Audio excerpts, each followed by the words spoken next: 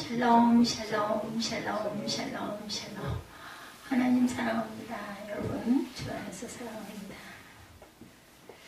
예, 오늘 로마서 말씀, 이제 사순절 기간 다 가고 있죠. 이제 종려주일과 고난 주간이 남아있고, 그리고 나면 부활의 영광, 부활절이 옵니다. 오늘은 의와 생명이라는 제목으로 함께 은혜를 나눕니다. 아담과 예수님에 대한 이야기, 바울은 오늘 설교 본문이 로마서 5장 12절에서 19절에서 아담과 예수님을 대비시키는 방식으로 호음의 본질을 설명하고 있습니다. 그가 말하려는 핵심은 다음 것 같습니다. 인류의 조상인 아담이 죄를 범함으로 후손들은 죄의 지배를 받게 되죠. 죄의 결과는 당연히 사망, 죽음입니다. 반면에 예수님의 의로운 행위로 인류는 의롭다 인정을 받게 됐어요. 그래서 의와 생명을 우리에게 주셨죠. 우리가 모두 다 의로운 자는 절대 아닙니다. 의롭다 칭함을 받은 자들입니다. 칭의죠. 의롭다고 인정받음으로 생명을 얻게 됐어요. 로마서 오늘 보면 18절에 그런 자가 한 범죄로 많은 사람이 정죄에 이른 것 같이 한 의로운 행위로 말미암아 많은 사람이 의롭다 하심을 받아 생명에 이르렀느니라. 로마서 5장 말씀입니다. 12절부터 19절 본문을 좀 펼쳐놓으시기 바랍니다. 18절에 이렇게 말씀하고 이어지죠. 19절에 말씀합니다. 18절의 원죄가 19절에는 불순종으로, 18절의 의로운 행위가 19절에는 순종으로 이렇게 나타납니다.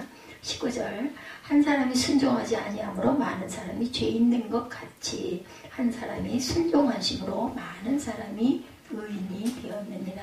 18절과 19절에 따르면 한 사람은 하나님에게 순종하지 않아서 죄를 범했고 다른 한 사람은 하나님에게 순종함으로 의롭다 인정함을 받았다. 물론 하나님이시죠. 예수 그리스도는. 그래서 이렇게 말씀합니다.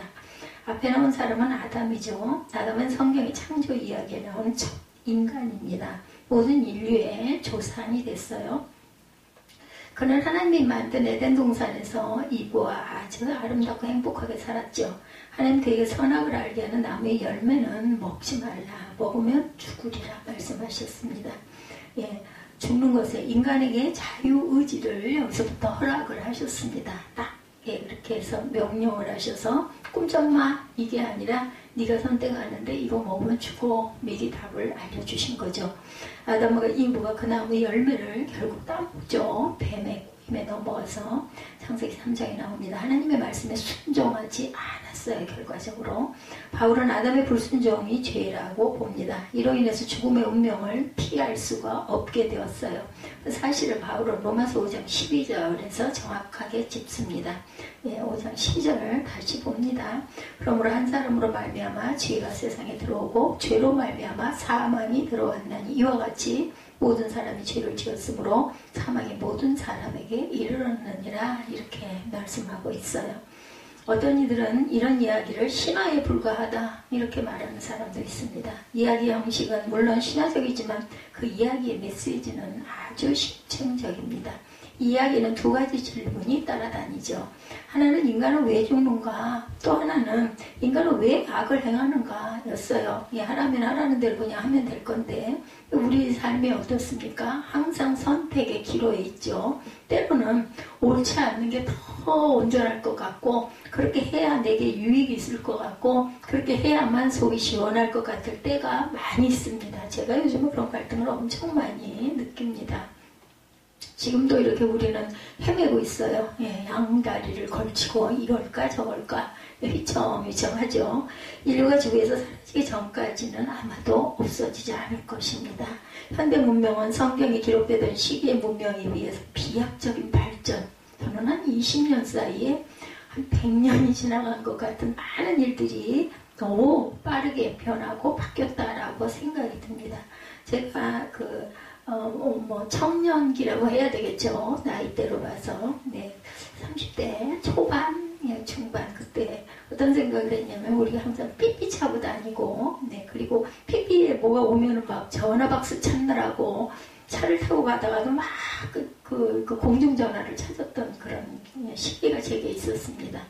그러면서 소원을 했던 게, 개인이 좀 이거 휴대폰, 지금 휴대폰인데 그때 휴대폰 생각을 개인 전화가 좀 있어서 내가 하나씩 갖고 있어서 그냥 딱 전화를 걸 수 있으면 얼마나 편리할까 이런 생각을 많이 했어요. 물론 뭐 무전기도 있고 나중에 이제 카폰이 나오죠. 자동차도 이렇게 무거운 무전기 같이 생긴 그런 걸 이제 매다는 그 시대가 있어요. 그 직전에 뭐 이미 나와 있는지는 모르지만 저는 어찌됐든 그런 생각을 했어요.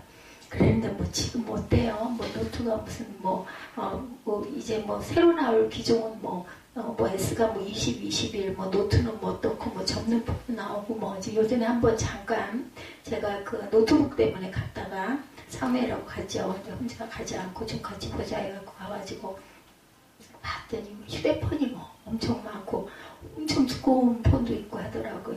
아무리 봐도 난 내게 제일 좋다 예 그러고 이제 말아버렸는데 우리나라처럼 이런 생활용품이 이렇게 멋지고 이렇게 아름답고 이렇게 좋은 게 많은 나라가 없다고 하더라고요. 그럴 정도로 굉장한 발전을 했습니다. 예, 그럼으로 인하여 나라가 경제가 성장이 되기도 했죠. 정말 시대가 어쩜 이렇게 빨리빨리 흘러가는지 예, 제가 처음으로 신기하게 생각했던 게 오븐이에요. 그래서 오븐을 샀는데 오븐을 점령을 하지 못했어요. 제가 기계치가 돼가지고 뭔가를 새 걸 사면 좋다고 그래서 사놓고는 그걸 얼른 막 작동을 시키거나 사용하거나를 잘 못해요. 지금도 마찬가지로. 그게 뭐 두려워서 못하는 게 아니라 처음에는 너무 좋아서 너무 귀해서 그걸 못 쓰고 뭐 코드를 꽂고 막 뭘 막 집어넣어갖고 막 좀 해보고 이걸 저는 잘 못합니다.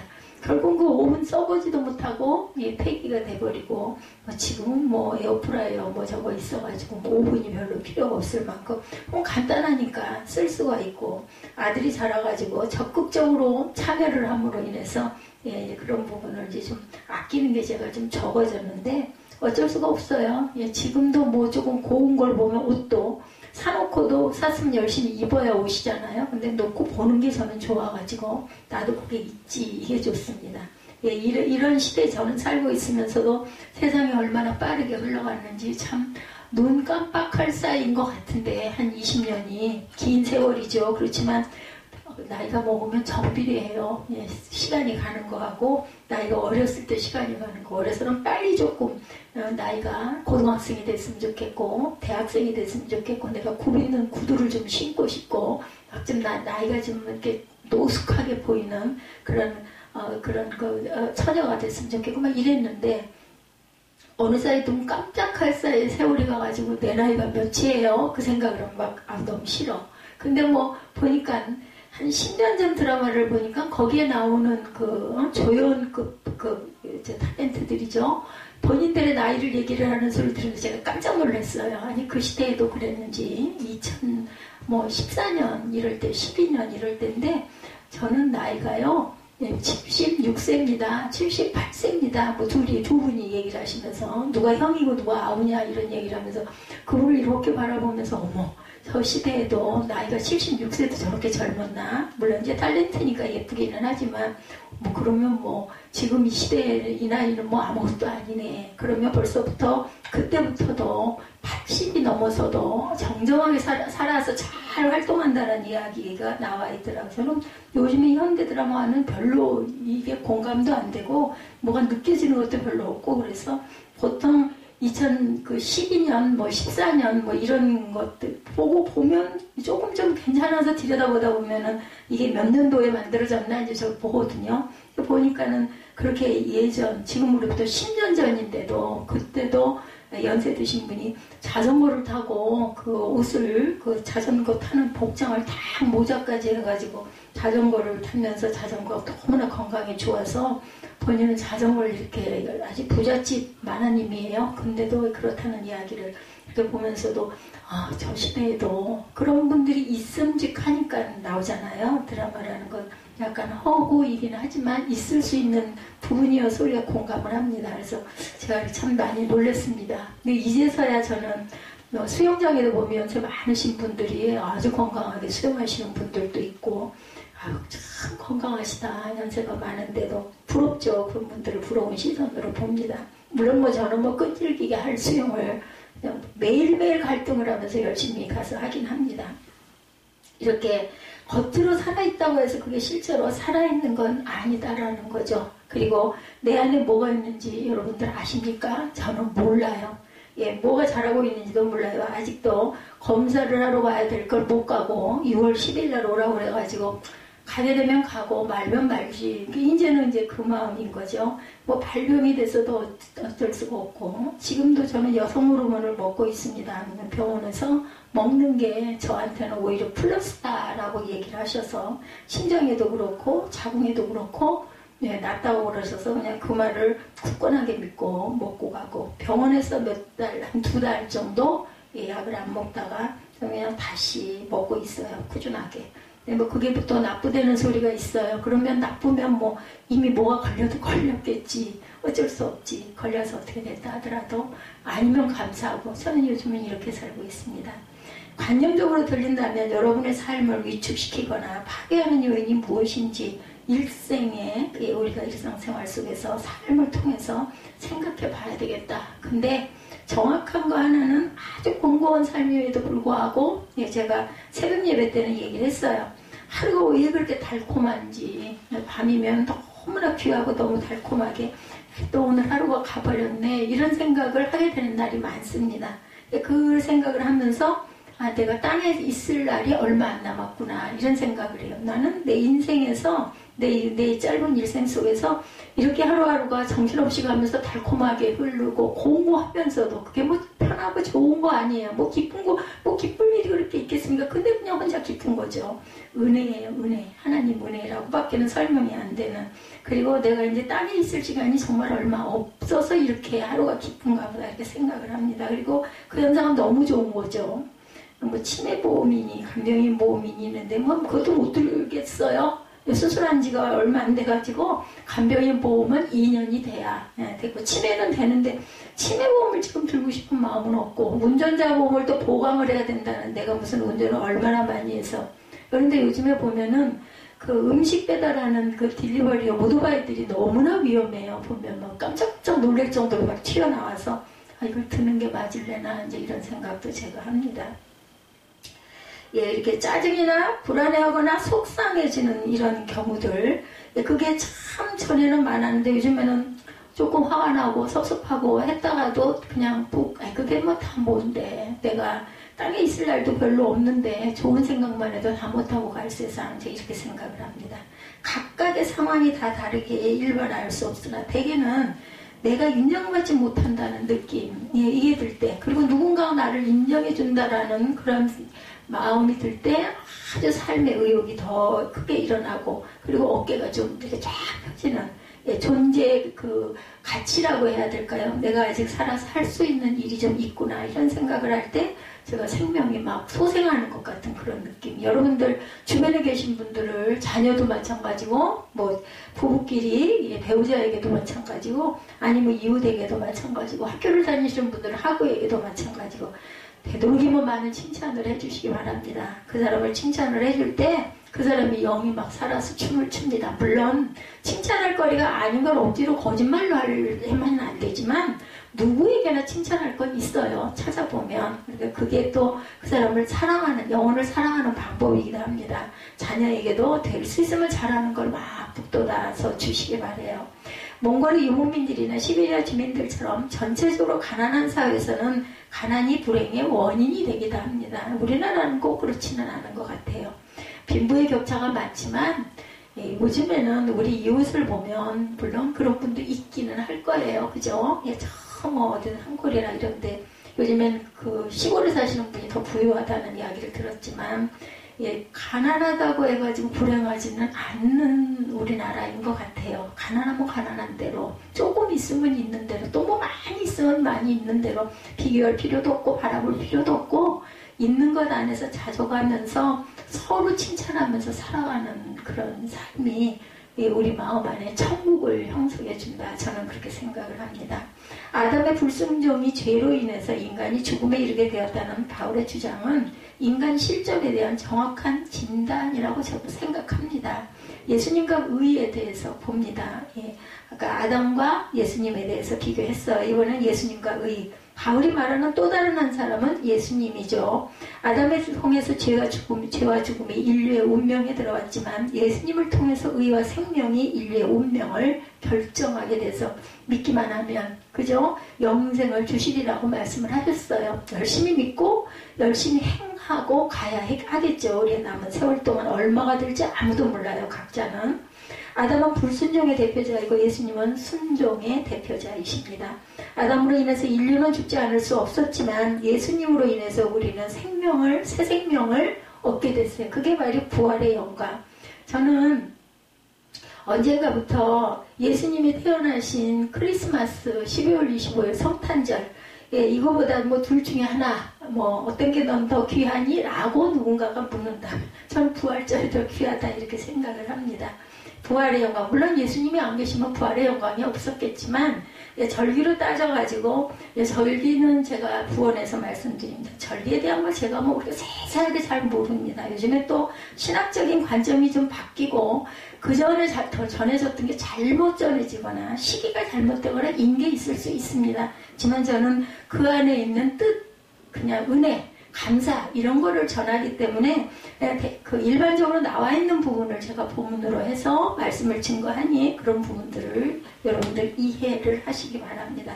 저보다 신학 공부를 많이 하신 분들도 계시죠. 또 제가 유튜브로 나가니까 또 어떤 분이 제 그 설교를 들으시는지 요전날은 강남 비전교회에 계시는 목사님이 아주 좋은 목소리로 전화를 하셔가지고 제 인문학에 대해서 물어보시는 질문을 깜짝 놀랐어요. 목소리가 왜 기도 많이 하시는 그런 분, 그 장로님들 같은 목소리죠. 그런 분이 이현나 목사님입니까? 그러시면서 인문학을 잘 보고 있다 하시면서 그런 말씀을 하셔서 전화를 끊고 감사하다고 전화를 끊고 그러게 어디선가 가끔은 읽으시는 분들 계시긴 계시구나. 이게 제 방송이 계속 나가니 누군가가 누르면 나오지 않겠습니까? 그렇기 때문에 기준에서 이게 벗어나려고는 안 합니다. 될 수 있으면 그리고 첫째는 제 마음에 감동이 와야 하고 맞다 이런 마음이 와야 하고 두 번째는 이게 신학적으로 맞는가? 이 부분을 보고 저는 발췌를 합니다. 일단은 그렇기 때문에 여러분들 그 부분을 제가 꼭 말씀드리고 싶고 예수님의 행위가 의롭다는 말은 하나님에게 인정받아 의롭다 하심을 받았어요. 예수님은 칭이 아니라 의롭다 하심을 받았습니다. 우리는 칭함을 받은 자들입니다. 예수님의 행위는 십자가의 죽음이었었죠. 그걸 준비하시기 위해서 성탄절에 사람들은 잘 살려고 오지만 돌아가시기 위해서 오신 분이 바로 예수 그리스도시죠. 당시 4-5사람은 예수님의 십자가 죽음을 하나님께 버림받은 사건으로 보았을 거예요. 현상 자체로 보면 그렇잖아요. 33세 나이에 고생만 죽자고 하시다가 그죠? 나는 인자는 머리 둘 곳이 없다 그러셨어요. 새들도 자기 둥지가 있는데 나는 머리 둘 곳이 없다. 그럼 돌아가셨으니 실패한 인생으로 보일 거예요. 세상적으로 봐서는. 십자가의 죽음은 율법을 부정함으로 발생한 사건이기 때문이기도 합니다. 그래서 정치범들이 십자가 처형을 받아요. 폭도들이나 정치적으로 반란을 일으킨 자들이나 원래 로마에서는 십자가형이 아주 최악의 범죄자에게 주는 형틀이었는데 신성모독죄다 해가지고 예수님을 십자가에 매달았죠. 예수님이 십자가에 처형을 당하게 되는 그 과정에서 가장 결정적인 역할을 한 사람들은 율법을 하나님의 의에 이르는 길이라고 믿고 가르친 사람들, 주로 선두주자, 율법을 잘 아는 바리새인들, 그죠? 유대인들, 이런 사람들이 예수님을 십자가에 못 박는 그러한 원흉의 노릇을 합니다.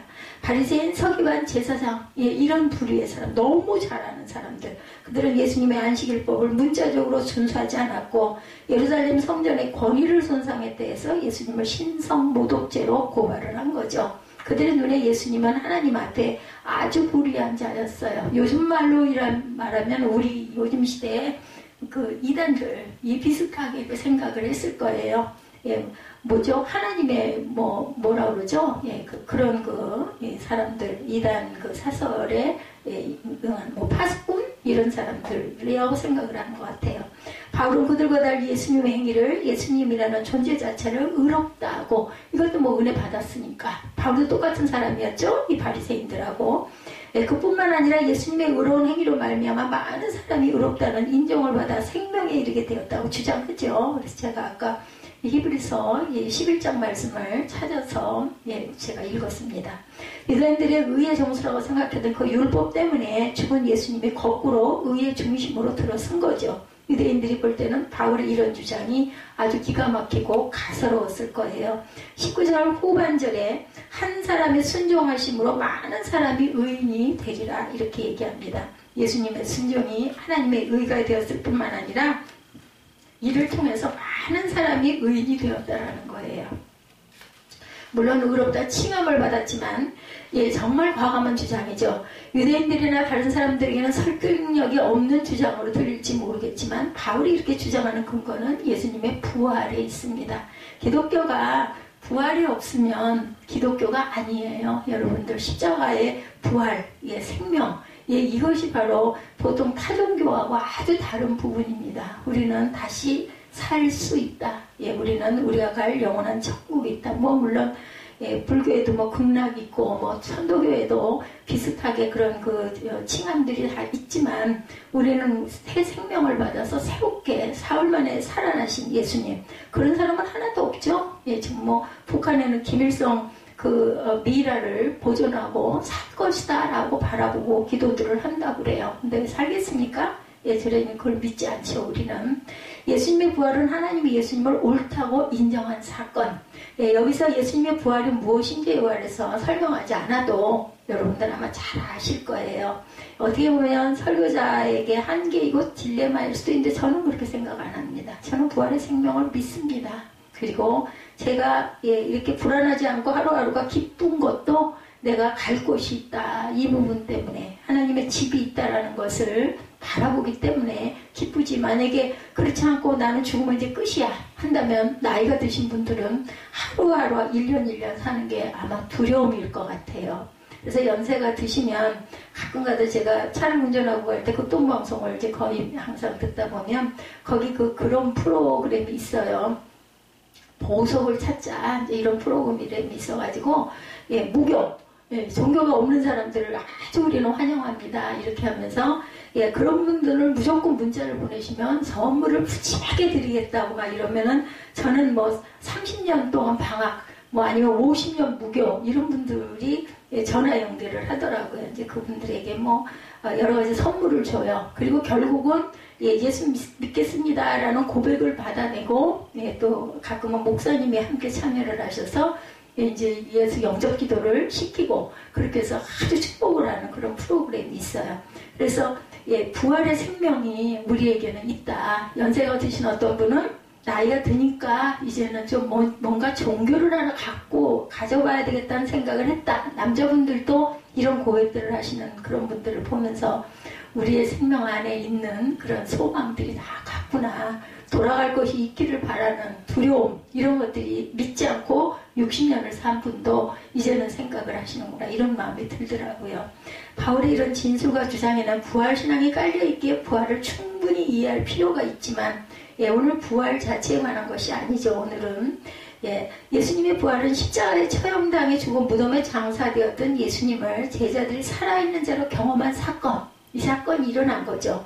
예수님을 통해서 제자들이 하나님의 궁극적인 생명을 경험합니다. 그 생명 경험이 바로 의롭다 하심을 얻은 일. 제가 일부 예배 때 베드로의 그 경험, 발을 물 위에 내디딘 사람 한 사람밖에 없어요. 누구도 물 위를 걸은 사람은 없습니다. 베드로 하나죠. 제자가 12명 있었지만 그 중에도 그 배에 타고 있던 누구도 베드로의 뒤를 따라서 나도 걸을래 하고 따라 나선 사람은 없다는 거죠. 그래서 반석 위에 내가 내 집을 세우리라 예수께서 베드로를 그렇게 지명을 하셨을 수도 있겠다라는 이야기도 있습니다. 의와 생명은 동의어입니다. 의의 반대는 죄이고 생명의 반대는 죽음이죠. 아담으로 인해서 죄와 죽음이 인류의 숙명이 되었다면 예수님으로 인해서 의와 생명이 인류의 미래가 되었어요. 소망이 되었고 희망이 되었죠. 지금 바울과 대립하고 있는 유대인들은 율법을 통해서 의를 얻고 생명에 이른다고 주장했지만 바울은 예수님을 믿음으로만 의를 얻고 생명에 이른다. 믿기만 하면이에요. 믿기만 하면. 율법은 아무리 높은 가치가 있어도 죄를 깨닫게 할 뿐이지 죄를 이기게 의에 이르게 하지는 못하기 때문이다. 몽학 선생이다 이렇게 얘기하죠. 선생님 거는 틀림없어요. 깨닫게는 하니까 내가 율법을 어겼구나. 주일날 교회를 안 갔어. 11조를 안 했어. 내가 율법을 어겼구나. 하나님께서 말씀하셨는데 이런 마음이 들게 한다는 거죠. 쉬운 얘기로 말해서. 저는 바울이 옳다고 생각합니다. 의의 능력이 있어야 되겠죠. 많은 사람이 의롭다 하심을 받아 생명에 이르렀다라는 바울의 말이 실질적으로는 의롭다 하심을 받는다는 말은 아주 간단합니다. 하나님이 우리를 인정하신다라는 뜻이에요. 우리가 고백을 하면 유대인들은 하나님에게서 인정받는 절대적인 기준을 율법이라고 생각했고, 율법은 도덕법규와 그런 실정법과 관습, 인간 사회를 원만하게 작동하게 하는 규범들을 의미하죠. 지금 우리의 삶도 율법이 완벽하게 통제합니다. 평생 율법으로 산다고 해도 과언이 아니죠. 법치국가예요. 대한민국은. 그죠? 대한민국에 민법이, 헌법이 있습니다. 문제는 율법적으로 아무리 모범적인 사람이라고 해도 율법을 완벽하게 수용할 수는 없다는 게 문제점이죠. 율법에 지정하면 지중할수록 자신이 의롭지 못하다는 사실이 더 분명하게 드러나죠. 10계명을 가지고 5만 몇 가지로 만들어서 쪼개가지고 그걸 못 지키면 다 율법의 위반이었었던 거예요. 율법의 노예가 돼서 살았던 거죠. 학교에서 공부 잘하는 학생들이 공부에 강박관념을 느끼는 경우가 같습니다. 이런 강박적인 삶에서 생명이 절대로 풍요해질 수가 없는 거죠. 이런 강박증 때문에 요즘에 정신적인 질환들이 많이 일어나고 있죠. 공황장애, 무슨 밀폐된 공간에서 막 두려워하는 이런 장애, 모든 각종 장애는 이런 부분에서 내가 뭘 잘하고 싶은데 나는 뭘 해야 되는데 이걸 할 수는 없고, 그러다 보니까 두려움이 와가지고 장애가 일어나는 거죠. 바울은 전혀 새로운 차원의 의를 말하죠. 우리의 노력으로 의를 이루는 게 아니라 하나님으로부터 의롭다고 인정받는다는 것이 그의 차원입니다. 뭔가를 자신이 성취해야 한다는 강박감은 사라지고 하나님의 의를 통해서 삶의 자유를 얻게 됐어요. 비유적으로 말하면 홍수에 떠내려가는 두 사람이 있을 때 한 사람은 수영선수라고 해서 열심히 수영하지만 물살이 너무 세서 저 같은 사람은 고생만 하지 홍수에서 절대로 벗어나지 못해요. 삼켜져 버리죠. 다른 한 사람은 수영을 못해요. 구명조끼를 입었기 때문에 별 고생하지 않고 홍수에서 벗어날 수가 있죠. 아무리 수영을 잘해도 구명조끼 입고 둥둥 떠내려가는 사람은 못 당해요. 물살에.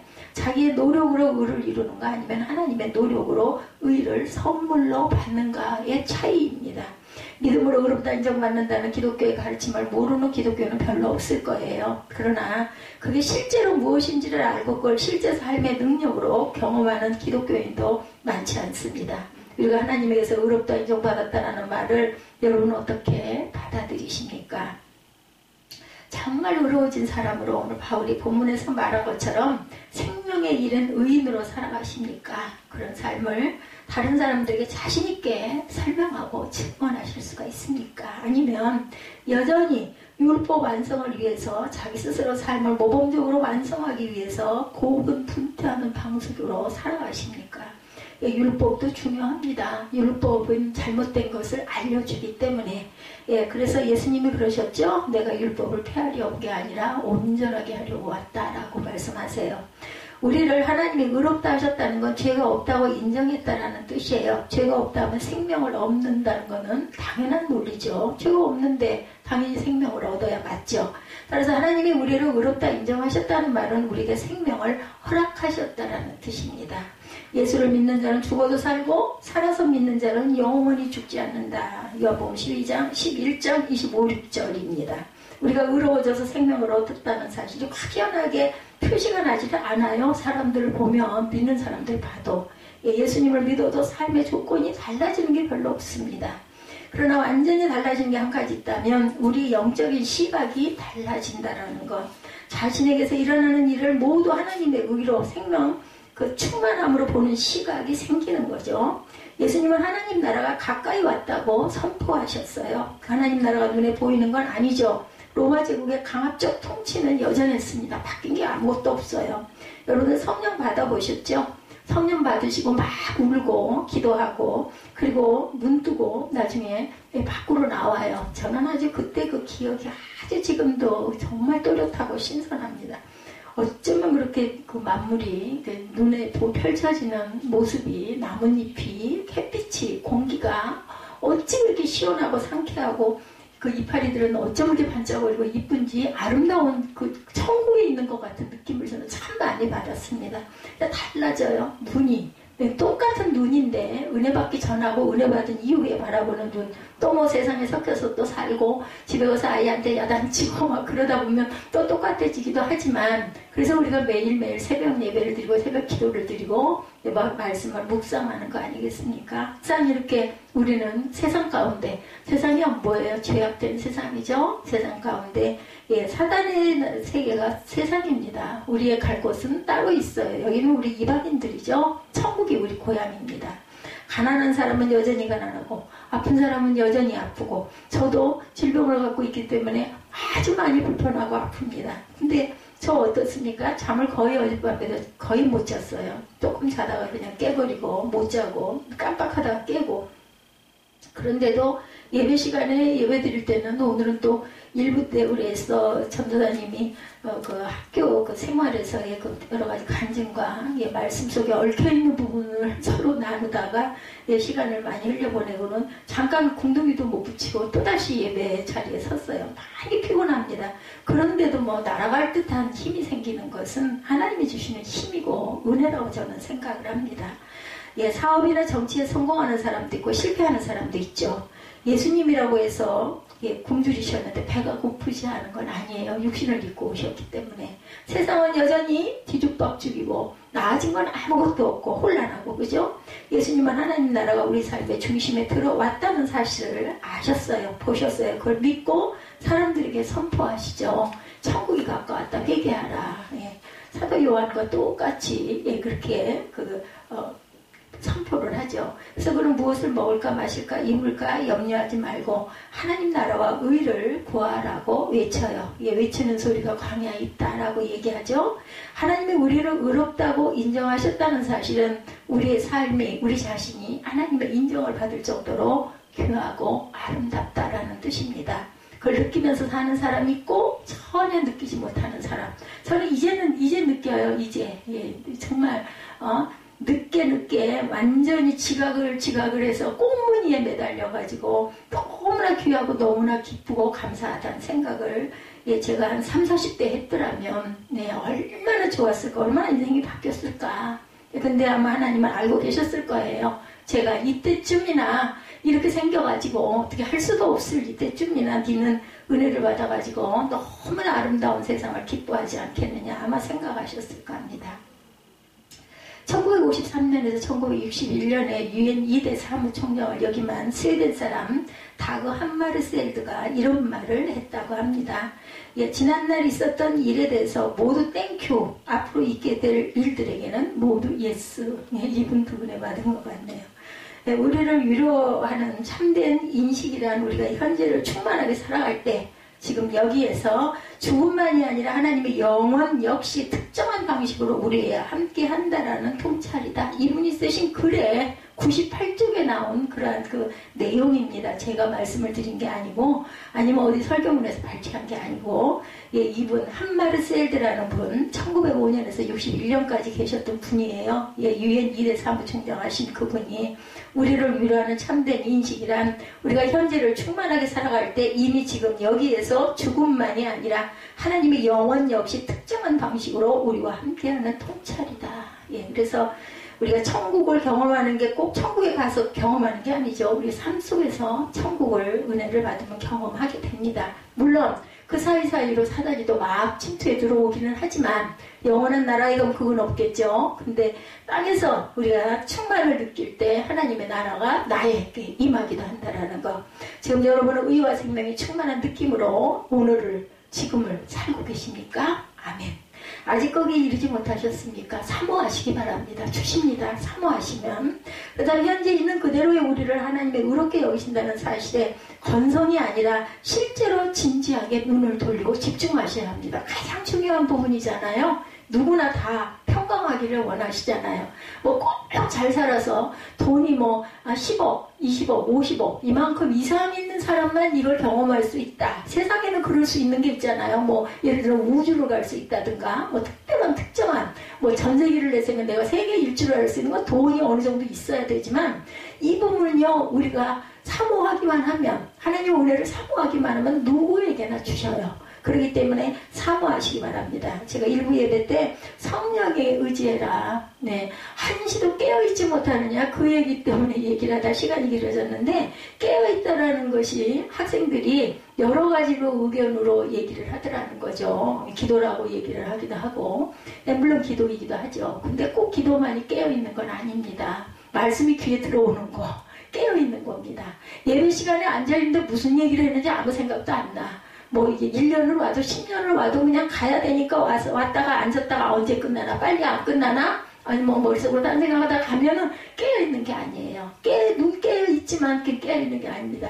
주님의 음성이 성경을 한 줄 읽었을 때 그 말씀이 막 나에게 꽂히고 나에게 기쁨이 되고 감사가 되고 은혜가 되고 막 힘이 되고 아무것도 변한 건 없는데 막 힘이 솟고 용기가 솟고 소망이 막 솟아나는 거 이거는 주님이 나와 함께 하시는 거거든요. 이것이 바로 깨어있는 거다. 제가 아까 그렇게 풀어서 저는 제가 느낀 것만 이야기를 합니다. 물론 참고하는 여러 가지 뭐 서적이나 발췌한 문장이나 이런 것도 있지만 동의가 되지 않으면 저는 설교를 할 수가 없어요. 동의가 돼야 설교를 할 수가 있습니다.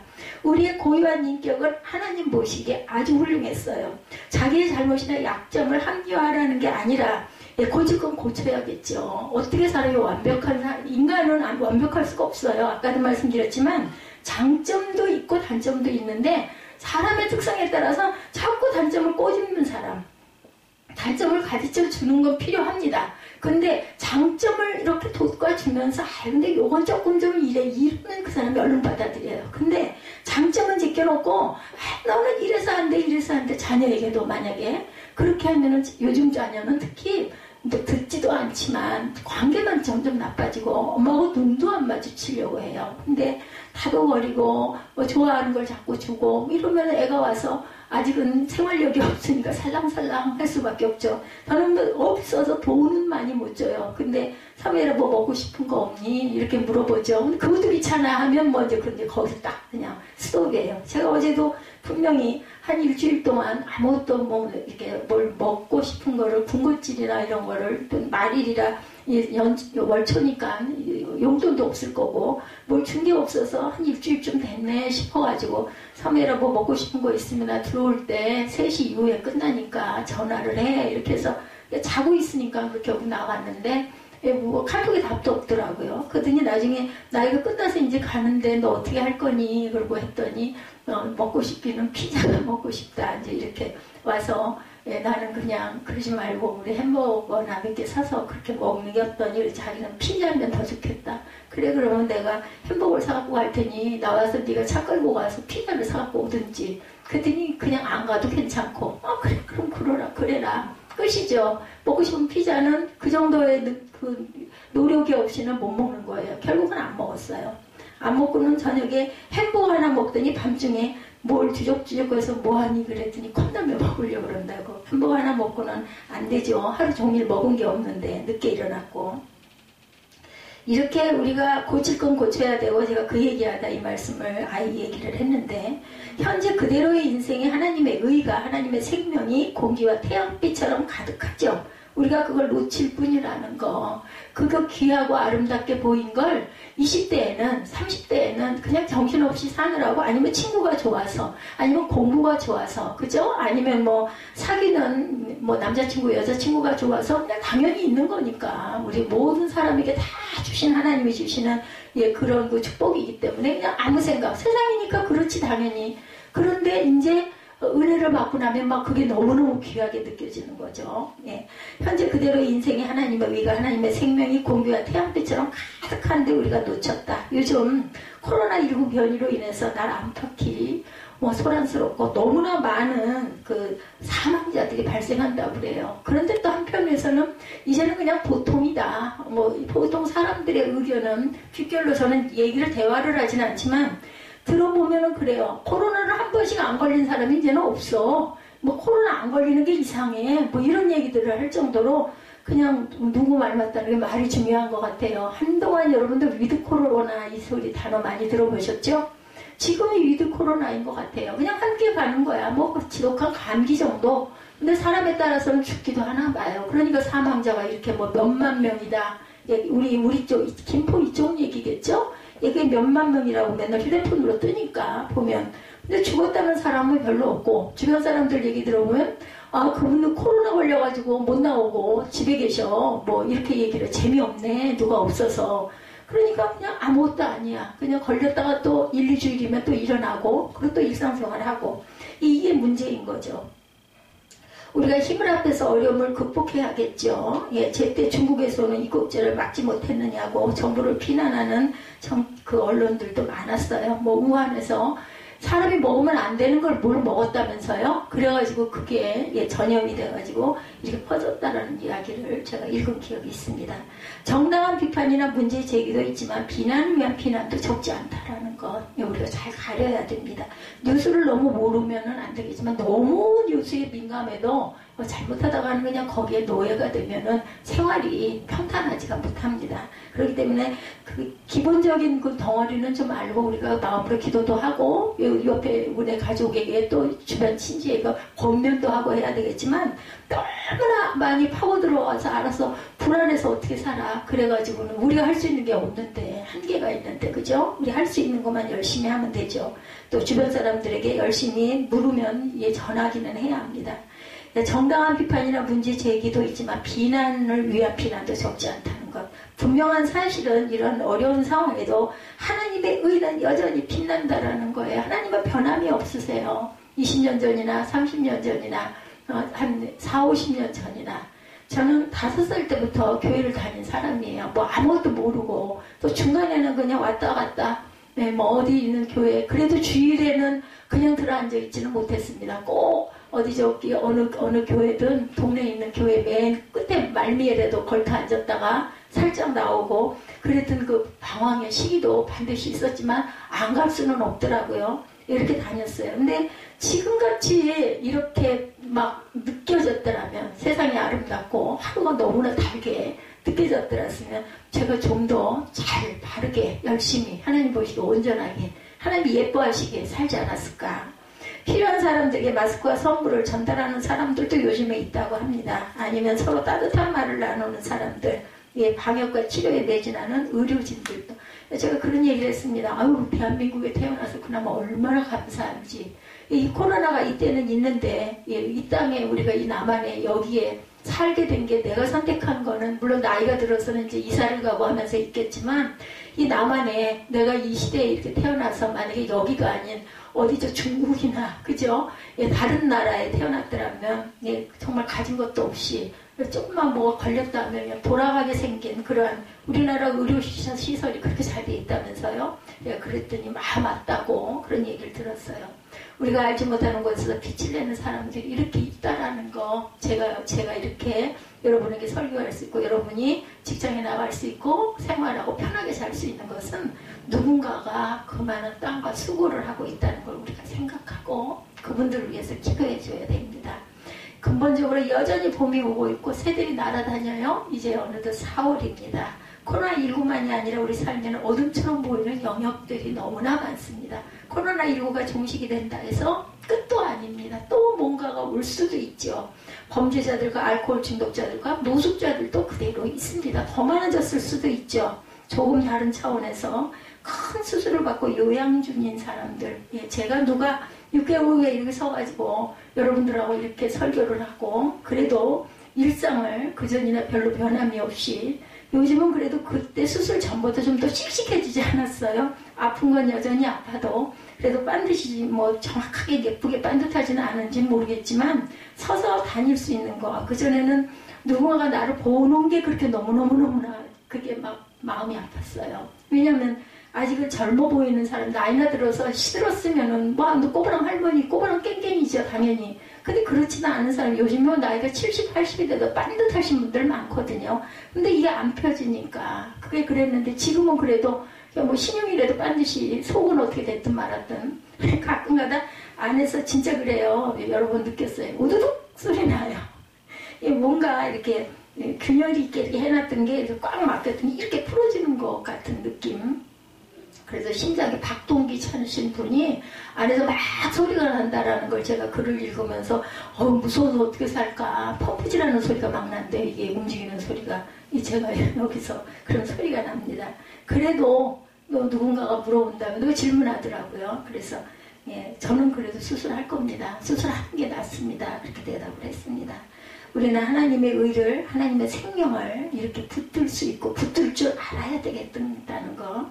그 순간을 찾아낼 줄 아는 게 바로 우리의 신앙의 영성, 성령이 하시는, 우리에게 주시는 사인이라는 걸 잊지 마시기 바랍니다. 우리 크리스찬들은 하나님이 예수 그리스도를 통해서 우리를 포함한 모든 세상 사람들을 의롭다고 인정하셨다는 사실을 믿는 저와 여러분들이라는 것.